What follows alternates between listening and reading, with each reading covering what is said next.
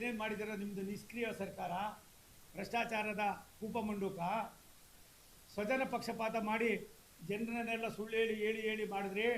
ಎಲ್ಲ ಒಂದು ಕಡೆ ಒಂದು ಸಮಾಜವನ್ನು ಮುಂದಿಟ್ಕೊಂಡು ಆ ಸಮಾಜಕ್ಕೂ ಕೂಡ ಚಳ್ಳೆಹಣ್ಣು ತಿನ್ನಿಸಿದ್ರಿ. ಕಿವಿಗೆ ಹೂವು ಇಡೋದು ಬೆಡ್ಲು ತಲೆಗೂ ಇಟ್ಟರೆ ಕಿವಿಗೂ ಇಟ್ಟರೆ ಎಲ್ಲಕ್ಕೂ ಇಟ್ಟಿದ್ದೀರಿ.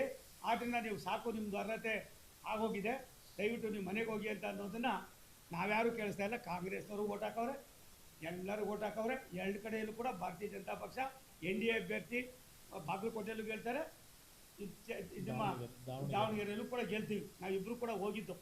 ಒಂದು ಸಂತೋಷ ನನಗೆ, ಅಲ್ಪಸಂಖ್ಯಾತರ ತೀರ್ಮಾನ ಅದೇ ರೀತಿ ಇದ್ದರೆ ಮುಂದಿನ ದಿನಗಳಲ್ಲಿ ಕಾಂಗ್ರೆಸ್ನವರು ಎಲೆಕ್ಷನ್ಗೆ ಬರ್ತಾರೆ ಇಲ್ಲೋ ನಂಗೆ ಗೊತ್ತಿಲ್ಲ. ಯಾಕಂದರೆ ತುಂಬ ವರ್ಷ ಯಾಮಾರಿಸಿದ್ರು ಅವ್ರನ್ನ. ಇನ್ಮೇಲೆ ಅವರು ಕೂಡ ಯಾಮಾರೋದಿಲ್ಲ ಅನ್ನುವ ಸಂದೇಶವನ್ನು ಕೊಡಬೇಕು ಅನ್ನೋದಾದರೆ ಈ ಚುನಾವಣೆಯಲ್ಲಿ ಆ ಕೆಲಸವನ್ನು ಅವ್ರು ಮಾಡ್ತಾರೆ ಅನ್ನೋ ಅಚಲವಾದ ನಂಬಿಕೆ ನಂದಾಗಿದೆ.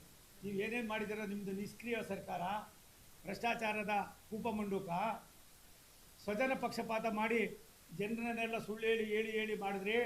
ಎಲ್ಲ ಒಂದು ಕಡೆ ಒಂದು ಸಮಾಜವನ್ನು ಮುಂದಿಟ್ಕೊಂಡು ಆ ಸಮಾಜಕ್ಕೂ ಕೂಡ ಚಳ್ಳೆಹಣ್ಣು ತಿನ್ನಿಸಿದ್ರಿ. ಕಿವಿಗೆ ಹೂವು ಇಡೋದು ಬೆಡ್ಲು ತಲೆಗೂ ಇಟ್ಟರೆ ಕಿವಿಗೂ ಇಟ್ಟರೆ ಎಲ್ಲಕ್ಕೂ ಇಟ್ಟಿದ್ದೀರಿ.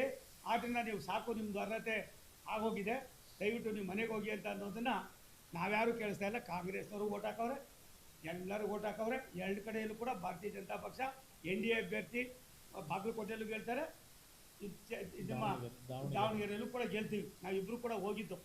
ಒಂದು ಸಂತೋಷ ನನಗೆ, ಅಲ್ಪಸಂಖ್ಯಾತರ ತೀರ್ಮಾನ ಅದೇ ರೀತಿ ಇದ್ದರೆ ಮುಂದಿನ ದಿನಗಳಲ್ಲಿ ಕಾಂಗ್ರೆಸ್ನವರು ಎಲೆಕ್ಷನ್ಗೆ ಬರ್ತಾರೆ ಇಲ್ಲೋ ನಂಗೆ ಗೊತ್ತಿಲ್ಲ.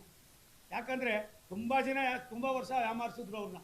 ಇನ್ಮೇಲೆ ಅವರು ಕೂಡ ಯಾಮಾರೋದಿಲ್ಲ ಅನ್ನುವ ಸಂದೇಶವನ್ನು ಕೊಡಬೇಕು ಅನ್ನೋದಾದರೆ ಈ ಚುನಾವಣೆಯಲ್ಲಿ ಆ ಕೆಲಸವನ್ನು ಅವ್ರು ಮಾಡ್ತಾರೆ ಅನ್ನೋ ಅಚಲವಾದ ನಂಬಿಕೆ ನಂದಾಗಿದೆ.